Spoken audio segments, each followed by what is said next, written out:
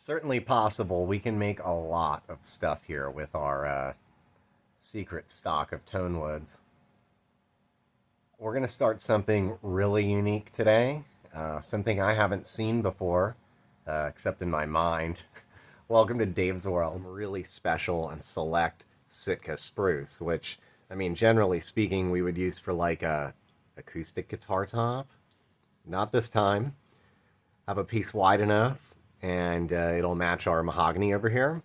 So I'm going to pull this out, and we'll check out. We're going to cut this all up into a bunch of little pieces and get as far as we can with it. Well, this will be our neck, body, and top. It definitely looks pretty far from completion. It's going to be some assembly required.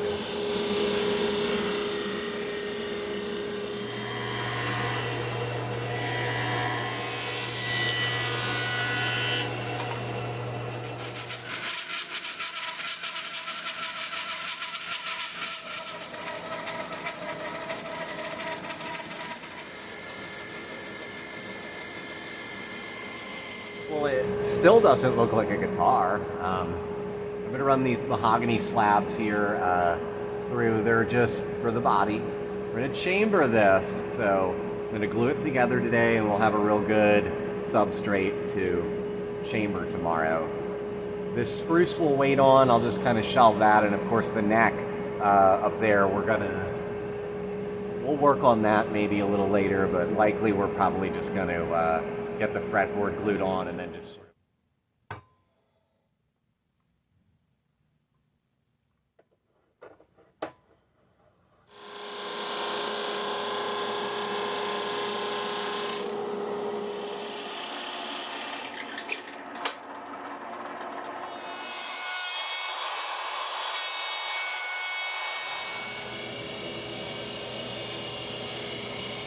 Spruce wedges here, pretty cool, and it's totally chambered out on the inside. So I have some markings along the sides, but you know, I kind of got this finish sanded, so it'll get glued down.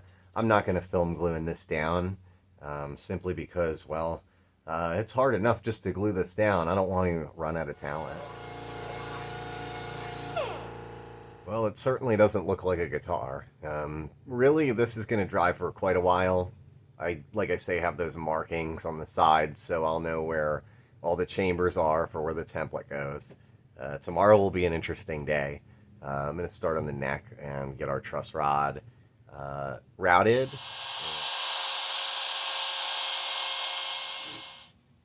Our truss rod in. Going to use Zera Cote for our fretboard. Looks a whole lot like Brazilian rosewood.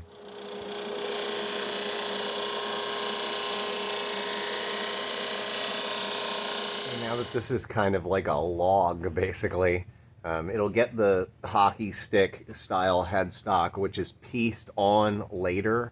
Gibson pieces on a chunk going down with the tuners so you don't see end grain. And then they put another piece on for like the hockey stick end. But this is what we're working with before that. It's just basically just a block before that. But I have everything measured out, markings all over the place, and we'll be able to work around where our truss rod is, which is buried in there. We just leave it like that.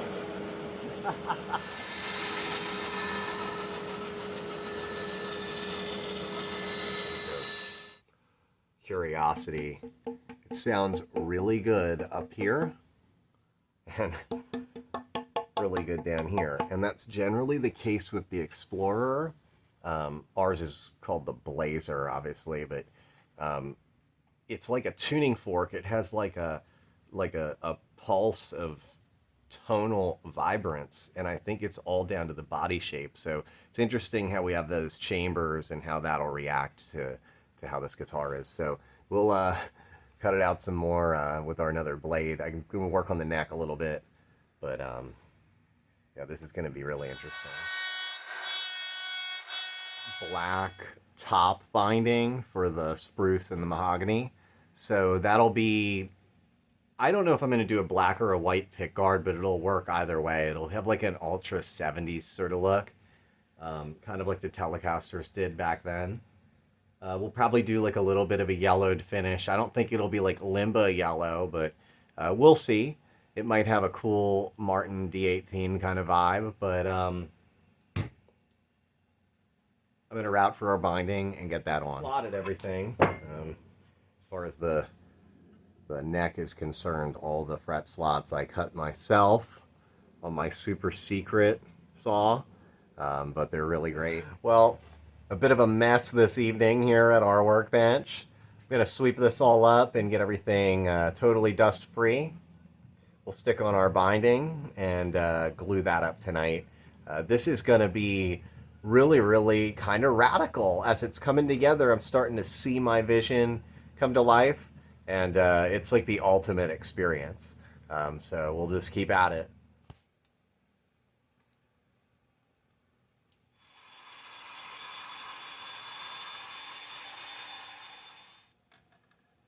I played with this. Isn't going to go together this way.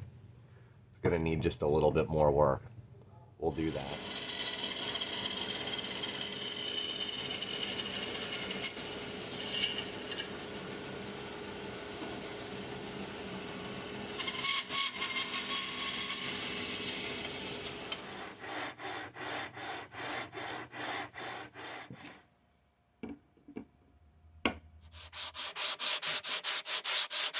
We'll get this tenon done, and it's really close.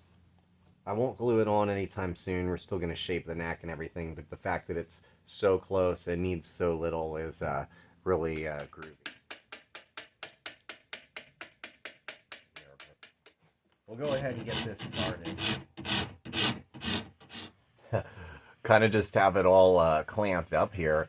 I left the heel extra chunky right now, even though we kind of have a little bit of a profile going. I don't know if I'm going to do like a stepped heel, like a 76, or if I'll leave it flush like a 58, but we'll figure that out. The headstock's done with the exception of the binding, because it's getting black binding around the headstock, just like the body. So we'll do that before the end of the day, but kind of chip away at this neck a little. Time, just feeling this neck. It is what it is right now. We're going to do the final shape on this neck once we're gluer and cameraman. It's hard to do both, so I'm going to go ahead and glue this up now, and we'll just visit later. But we will have to route out the tenon a little bit for the pickup after it's glued up, but really cool.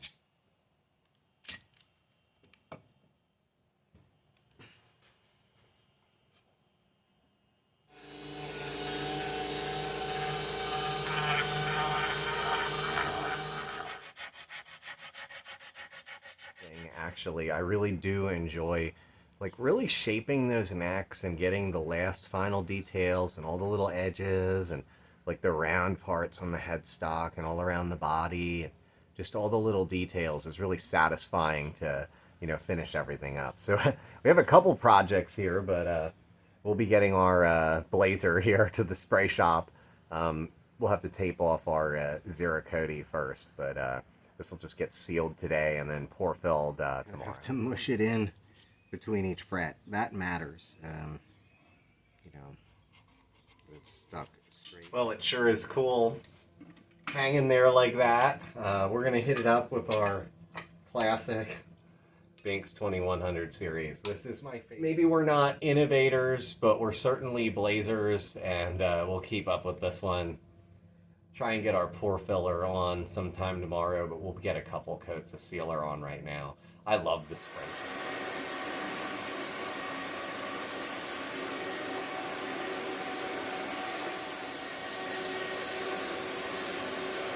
And we'll put some color on it.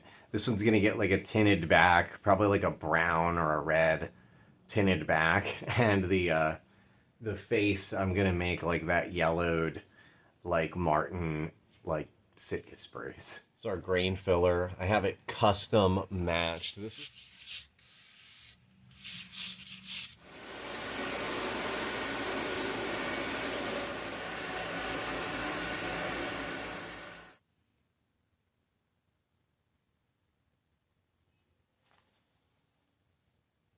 buffing and polishing, which I love to do. Like to wet sand and polish. It's a lot of fun.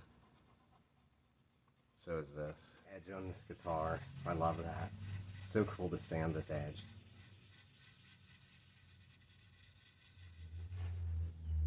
We'll get a little car crazy with our McGuire.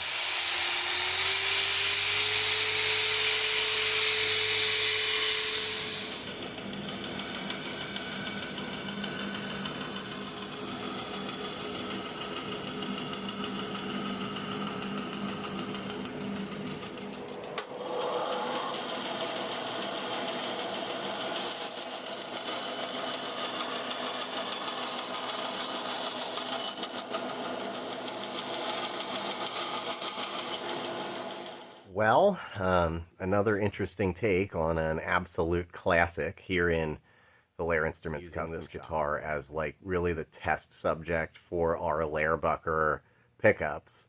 And it's been going really well making pickups in general in our guitars and making them just really custom for each guitar is really cool. So this one has been basically the test piece that I've used that for. This guitar has a really balanced tone. It's not too edgy, it's not too brash, and it's also not too like bassy or thumpy.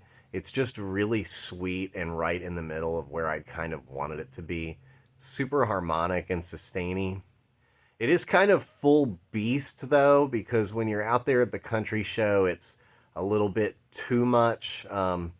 It does take clean guitar tones well, but it's not really, I guess it's not really quite like a Strat or something. There's only really one way to find out how an absolute classic sounds. We're going to go ahead and plug this through the Mesa Boogie here in isolation and check it out and really hear how this sounds. Should be pretty interesting. So I am sitting kind of close to the amp, but still very cool. It's a Lair. Awesome. I'll say that these pickups are, one is the original. This is the original Gibson humbucker that I had. I just took the cover off. And then I matched it with our Lair Bucker pickup. And like I say, this has been experimental this whole time, so I've really wanted it to be right. And I didn't film actually winding the Lair Bucker, but it just kind of looks cool with the offset colors and stuff on the pickups. So that's what I went with for the super custom guitar here.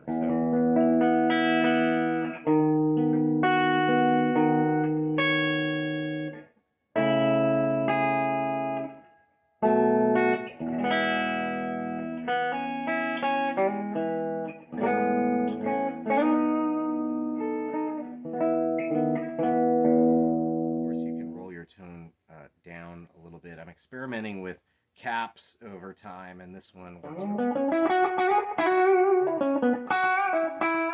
kind of gives it like a really nice compression.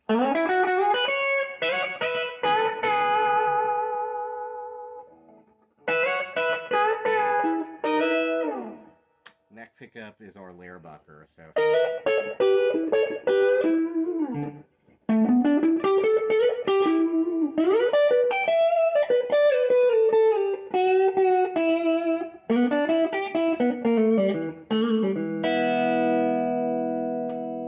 mixing our Gibson humbucker and our Lair Bucker is an awesome tone.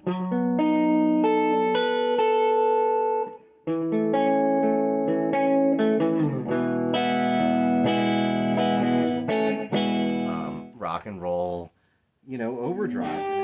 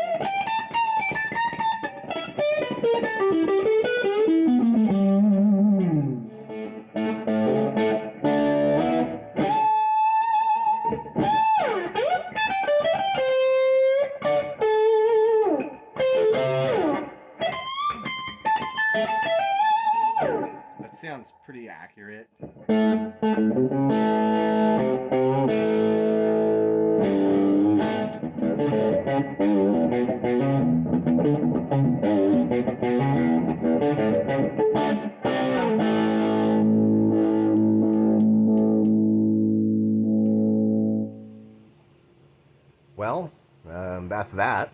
Our project is complete, and I kind of was using this guitar as the substrate to develop my Lairbucker humbucker pickup. And at the time, I had the PAF bridge Gibson pickup in there, and then the Lairbucker neck pickup.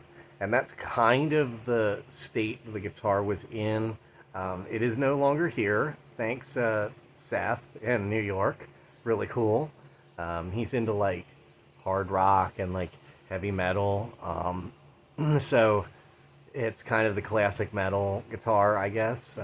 So we just kept it the same configuration with the Gibson pickup and our own Lairbucker. Would still love to list a little bit more on reverb.com, but it's going well, just selling the guitars kind of as is, like over the internet myself, and just kind of going around doing my own thing. So pretty cool. We'll continue on. We have a lot more guitars going. This one that we just did being pretty experimental. I think we're going to kind of get back to our roots a little bit here and do more country and western, real country, real western. Love my set necks as well. Having a lot of fun, especially winding the pickups and hanging out with the customers. All that to say this. Thanks for visiting Dave's World.